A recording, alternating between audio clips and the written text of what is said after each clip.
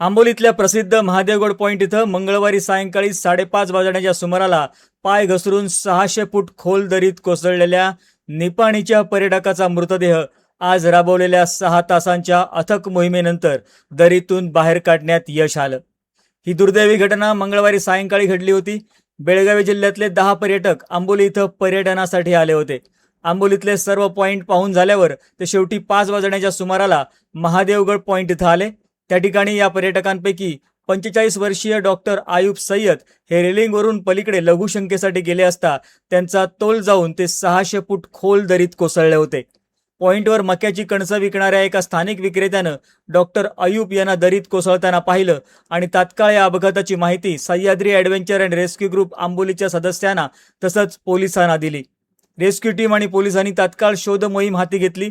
मात्र परिसरात सुरू असणारा संततधार पाऊस, दाट धुकं आणि अंधारामुळे सायंकाळी 7 वाजण्याच्या सुमाराला ही शोध मोहीम तात्पुरती थांबवावी लागली।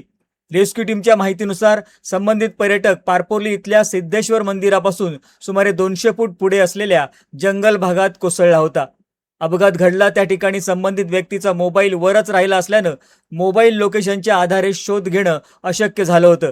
या प्रतिकूल परिस्थितीमुळे मंगळवारी सायंकाळी थांबवण्यात आलेली रेस्क्यू मोहीम बुधवारी सकाळी 6:30 वाजता पुन्हा सुरू करण्यात आली।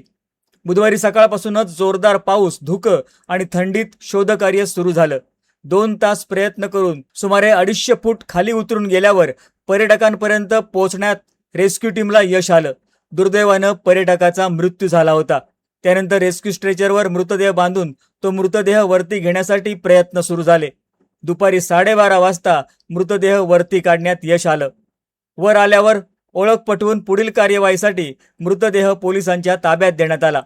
या बचाव कार्यात सह्याद्री ॲडव्हेंचर आणि रेस्क्यूचे सदस्य बाबल आल्मेडा, मायकेल डिसोजा, संतान आल्मेडा, उत्तम नार्वेकर, लॉरेन्स आल्मेडा, राजू राऊळ, प्रथमेश गावडे, पास्कू देसा, अजित नार्वेकर, समीर गावडे, आनंद गावडे, विशाल बांदेकर, प्रतीक मोहिते, नारायण चव्हाण, शुभम कळसुलकर, सर्वेश नाईक, मनीष नार्वेकर, वामन पालेकर, राकेश अमृतकर, दीपक मेस्त्री, अजित गावडे, गुरुनाथ सावंत, अभिजित नार्वेकर, हेमंत नार्वेकर, मिलिंद म्हापसेकर यांनी सहभाग घेतला। दरम्यान या घटनेच्या अधिक तपासानंतर नेमकी परिस्थिती स्पष्ट होईल अशी माहिती पोलिसांनी दिली।